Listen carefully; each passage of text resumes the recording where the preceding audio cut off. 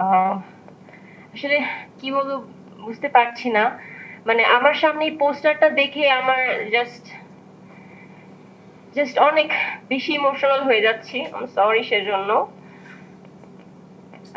আমার হচ্ছে সব থেকে বেশি আমার কষ্টের ব্যাপার হচ্ছে মানে আমি হচ্ছে লাস্ট মোমেন্টে বাবার সাথে থাকতে পারি নাই। কারণ আমার হচ্ছে আমি টাঙ্গাইলে পড়াশোনা করছি মাওলানা ভাসানী বিজ্ঞান ও প্রযুক্তি বিশ্ববিদ্যালয়। তো আমার হচ্ছে অনার্স এক্সাম চলছিল। তো আমি হচ্ছে টাঙ্গাইল ছিলাম, আমি হচ্ছে পড়ছিলাম।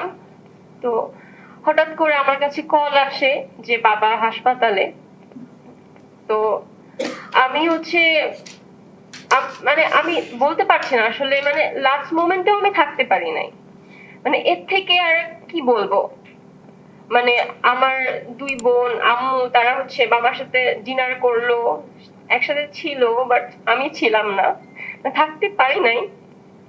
এখন আসলে আহ, বাবার ব্যাপারে আপনারা সবাই জানেন বাবা কেমন। অনেক ডাউন টু আর্থ একটা মানুষ, অনেক কাইন্ড একটা মানুষ। আমাকে অনেক আদর করতো। আমি যখনই টাঙ্গাইল থেকে আসতাম আম্মুকে বলতো যে আমার মেয়ের জন্য এটা রান্না করো, আমার মেয়ের জন্য ওটা রান্না করো, তুমি কবে যাবা, আর কতদিন আসছো, এগুলা বলতো। আমি হচ্ছে অনার্স লাইফে ওঠার পরে অনেক কম সময় আব্বু আর আম্মুর সাথে আমার মানে থাকা হয়েছে, আমার হলেই থাকা হয়েছে। আম, আসলে আমি যে কি বলবো, মানে বাবাকে হচ্ছে থাকা অবস্থা এখনো বলতে পারি নাই যে বাবাকে কতটা ভালোবাসি। আহ বাবাকে অনেক ভালোবাসি, বলতে পারিনি।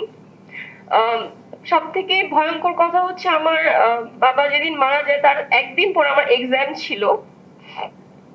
আমার এক্সামটার আগের দিন যে আমার কেমন গেছে আমি জানি। আজাবের মতো গেছে আমার উপর দিয়ে। যেখানে আমার আম্মু আমার বোনদের সাথে থাকার কথা, সেখানে আমি এক্সামের প্রিপারেশন নিতে হয়েছে আমাকে। বাবা যেদিন মারা যায় তার পরদিন থেকে আজ পর্যন্ত একটা রাতও জাস্ট প্রত্যেকটা রাতে হচ্ছে খালি বুক নিয়ে ঘুমাতে যাই।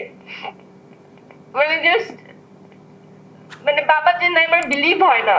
মনে হয় যে বাসায় গেলে বাবা থাকবে, হয়তো অফিসে, সন্ধ্যায় হয়তো বাইরে, রাতে আসবে, একসাথে খাবো।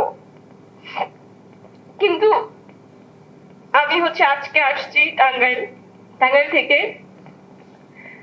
আমি জানি না, আমার মনে হয়েছে বাসাতে হচ্ছে বাবা আছে হয়তো অফিসে, বা সবসময় বলে নিকেতনে যাব এন্ড অল। আমার মনে হচ্ছে বাসায় যাবো, রাতের বেলা বাবা আসবে, বাবার সাথে খাবো, এটাই। মানে আমি বিশ্বাস করতে পারি না যে আমার বাবা নাই। জাস্ট অনেক মিস করব। আমি জানি না আসলে। আমি চাই সবাই প্লিজ আমার বাবার জন্য দোয়া করবেন, যাতে হচ্ছে আমার বাবা এই এই পৃথিবীতে যতটা সম্মানিত হয়েছে, বারজাখের জীবনে যাতে আমার বাবা ততটাই সম্মানিত হয়, আমার বাবার যাতে জান্নাতবাসী হয়। সবাই প্লিজ দোয়া করবেন আমার বাবার জন্য, এটাই।